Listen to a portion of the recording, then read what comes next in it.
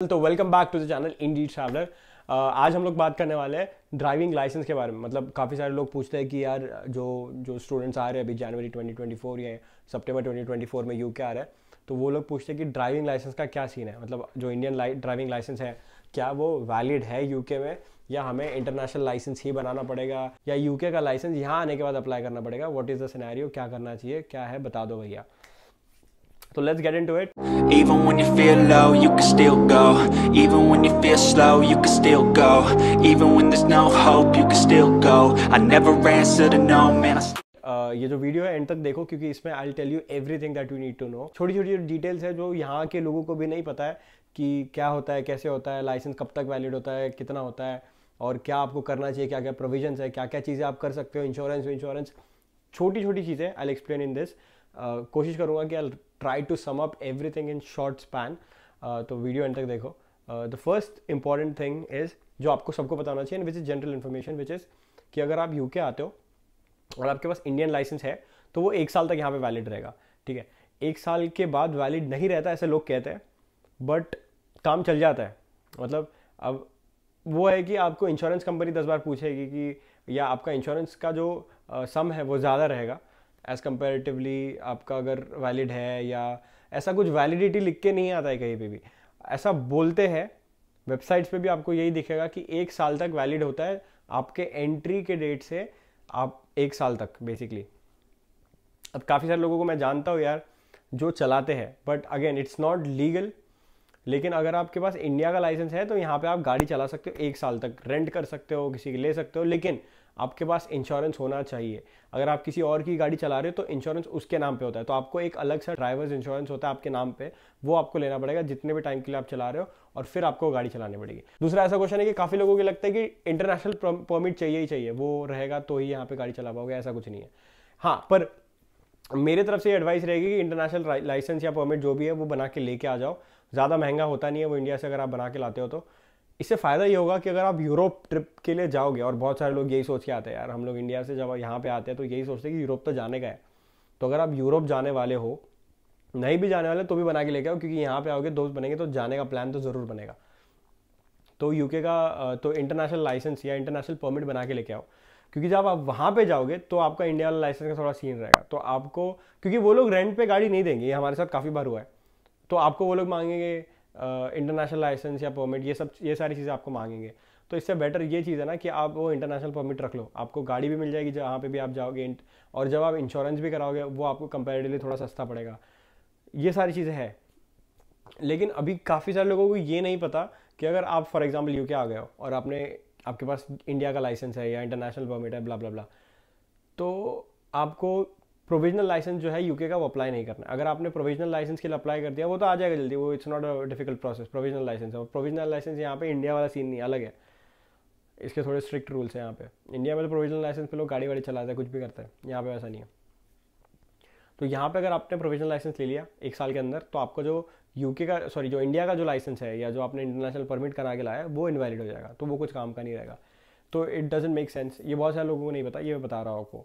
इसके बाद आप जब गाड़ी चला के कहीं जाओगे, मतलब फॉर एग्जांपल आपने अगर रेंट पे गाड़ी ली है या कुछ किया है, तो आपके पास इंश्योरेंस होना बहुत ज़्यादा ज़रूरी है यहाँ पे। अगर आप पकड़े गए विदाउट इंश्योरेंस तो बहुत लंबा फाइन लगेगा और आपको कभी लाइसेंस भी नहीं मिलेगा। उसके बाद अगर आप 1 साल होने के बाद आपको क्या करना चाहिए ये बता दो। एक बार आपको 1 साल हो गया यहाँ पे, तो उसके बाद आपका जो इंडियन लाइसेंस है वो वैलिड नहीं रहेगा, ऐसा कहते हैं। कहीं पे अगेन कहीं लिखा नहीं है ना, आपके लाइसेंस पे लिखा है ना, ये कहीं कहीं पे लिखा हुआ है। तो और यहाँ पे पुलिस जो है इतना चेक नहीं करती है ऐसे। मतलब अगर आप पूछना चाहते हो कि बहुत सारे लोगों को, मतलब मैं सोचता था यार यहाँ पे बहुत स्ट्रिक्ट होता होगा, पुलिस वाले इधर उधर रहते होंगे।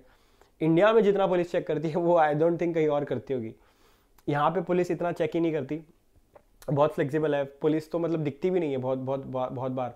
हाँ, आपको उनके सायरन इधर उधर भगते हुए दिख जाएगी, पर नॉर्मली आपको ऐसे कहीं पे चौकियाँ, जैसे हमारे इधर चौकी पे खड़ी होती है पुलिस, ऐसा कुछ नहीं होता, अपना अपना होती है। हाँ, उनकी एक वैन होती है, एक बड़ी सी वैन होती है पुलिस की, जिसमें कैमरा लगे होते हैं, स्पीड कैमरा लगे होते हैं, सेंसर, ये वो बहुत सारी चीज़ें लगी होती है, जिसमें अगर, लेकिन वो है कि अगर आपके बाजू से पास कर गई, या और उसकी रेंज बहुत ज़्यादा होती है, मतलब 1-1 किलोमीटर की रेंज होती है। जिसमें अगर आप स्पीडिंग कर रहे हो या रूल तोड़ रहे हो या कुछ भी कर रहे हो तो झट से पकड़ लेती है। तो ये सारा सिस्टम है यहाँ पे, बट वो पुलिस रोकने वाला सिस्टम नहीं है। पुलिस रोकेगी, नंबर प्लेट वो उनका जो डिवाइस है उस पर आपका नंबर प्लेट डालेगी, और एक बार उन्होंने नंबर प्लेट डाला, आपका नाम पूछेगी कि आपका नाम क्या है, जो गाड़ी चला रहा था उसका। अगर वो गाड़ी इस बंदे के नाम पे या इंश्योरेंस उस बंदे के नाम पे है जो गाड़ी चला रहा था, तो आपको कुछ बोलेंगे भी नहीं, आपको बोलेंगे आप मिरर ठीक करो, ये करो, वो ऐसी छोटी चीज़ें बोल के चले जाएंगे। पर अगर आपके पास जो गाड़ी चला रहा है वो बंदे का इंश्योरेंस या गाड़ी उसके नाम पे नहीं है, तो बहुत बड़ी प्रॉब्लम हो जाएगी।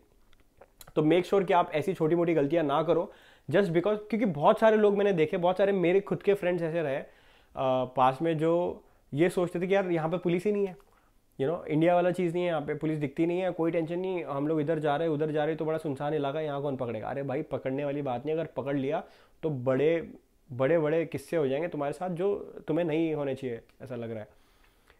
तो जस्ट फॉर सेफ्टी साइड, और हवाबाजी तो कहीं पे भी कर सकते हो, देखो इट्स नॉट समथिंग, हवाबाजी ये तुम्हारी कंट्री नहीं है, सीधा डिपोर्ट विपोर्ट कर देंगे, क्या मतलब है, ठीक है, तुम कुछ पढ़ने वढ़ने आए हो इतना पैसा लगा के। तो हवाबाजी एक तरफ हो गई। इन्फॉर्मेशन ये आपको पता होनी चाहिए कि ये सारी चीज़ें मत करना, लाइटली मत लेना, भले ही आपको यहाँ पे पुलिस दिखे ना दिखे, भले ही वो आपको अच्छे तरीके से बात करे, आपका एक आधा एक्सपीरियंस अच्छा हो या किसी दोस्त का एक्सपीरियंस अच्छा रहा हो, लकीली किसी को छोड़ दिया हो, यहाँ पे वैसा सिस्टम नहीं है। एक तो ब्राइबरी एक तो होती नहीं है, पैसे वैसे लेके वो काम नहीं करते। दूसरा, पकड़ लिया तो पकड़ लिया, गए काम से, अगर कोई स्ट्रिक्ट निकला तो। और होते हैं, आपको कोई सन की पुलिस वाला मिल गया, उसको लग गया ये बाहर का बंदा है, ये अपने देश का नहीं है, इसको पकड़ो, इसकी मारो, तो ये आपके साथ लंबे किस्से हो जाएंगे। तो गाड़ी चलाने के लिए जब भी आप लोगे, भले ही आप इंडियन लाइसेंस पे लो या किसी भी लाइसेंस पे लो, इंश्योरेंस जरूर डलवाना।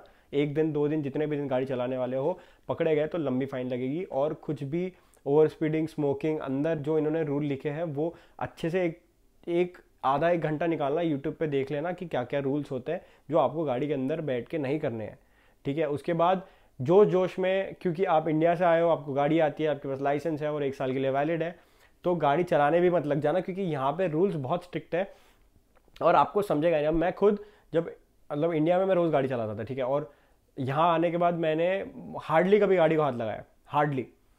जब भी किसी दोस्त की भी गाड़ी पे बैठता था, मैं वो बोलते थे चला ले, मैं नहीं चलाता था, क्योंकि यार देखो सिंपल सी बात है, यहाँ का जो रूल्स है बहुत डिफिकल्ट है। हमें आदत है, हम लोग कैसे भी चल रहे थे, हमें कोई रोकता नहीं।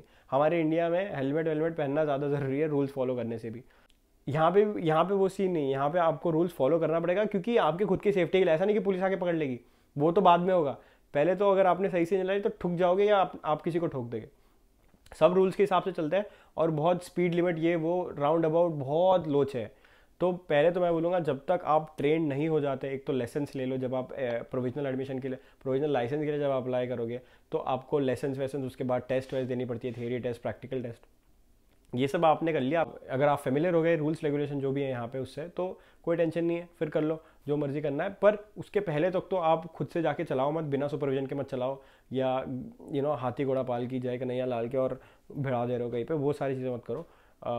Just try to be in your limits, थोड़ा पता करो, क्योंकि बहुत, और इट्स वेरी बैड टू से कि अभी कुछ आई थिंक 5-6 महीने पहले 2-3 स्टूडेंट्स की डेथ भी हुई है यहाँ पे, क्योंकि वो गाड़ी चला रहे थे घूमने, उन्हें रूल्स नहीं पता, कुछ नहीं पता, नए नए आए थे, कहीं रोड ट्रिप करनी थी, तो वो मूवीज़ में देख के तो चल लिए और उनकी गाड़ी वाड़ी पलट गई, एंड देन तो ऐसे सारा इंसिडेंट होता है। आई होप कि आपको ये सारी चीज़ें आपके साथ नहीं करनी है या करानी है, आपको मुसीबत में नहीं पड़ना है यहाँ पे, तो डोंट डू दिस। बहुत सारे सिंपल सॉल्यूशंस हैं, और इससे रिलेटेड अगर ऑब्वियसली आपको और कोई इन्फॉर्मेशन चाहिए, कुछ भी चाहिए, तो लेट मी नो, आप मुझे मैसेज करो। और मैंने एक ब्रॉडकास्ट चैनल बनाया इंस्टाग्राम पे, जहाँ पे मैं job related, part time full time job related update डालता हूँ, अकोमोडेशन रिलेटेड अपडेट डालता हूँ, उसके बाद यूके में जो भी इवेंट्स वगैरह हो रहे हैं उससे रिलेटेड भी सारी चीज़ें मैं वहाँ पर डालता हूँ। आपको भी अगर आपका अकोमोडेशन का कुछ रेंट, मतलब कुछ भी अगर है, आपका कोई वैकेंसी है, या अगर आपको कोई फ्लैटमेट चाहिए, कुछ भी चाहिए, तो आप वो मुझे शेयर कर दो, मैं वहाँ पे पोस्ट कर दूँगा। वहाँ पे अभी बहुत सारे लोग धीरे धीरे इकट्ठा हो रहे हैं, तो इंस्टाग्राम पे जुड़ो, इट्स अ बिग कम्युनिटी, और वहाँ पे I will help you out अगर आपको कोई भी दिक्कत है तो। और ऐसी और इन्फॉर्मेशन के लिए, अगर अभी तक आपने इंडी ट्रैवलर पेज को फॉलो नहीं किया, सब्सक्राइब नहीं किया, तो सब्सक्राइब कर लो, फॉलो कर लो, और ऐसा ही प्यार बनाए रखो। We have crossed more than 130K on Instagram. Thank you so much for all your love and support, and keep supporting. Thank you.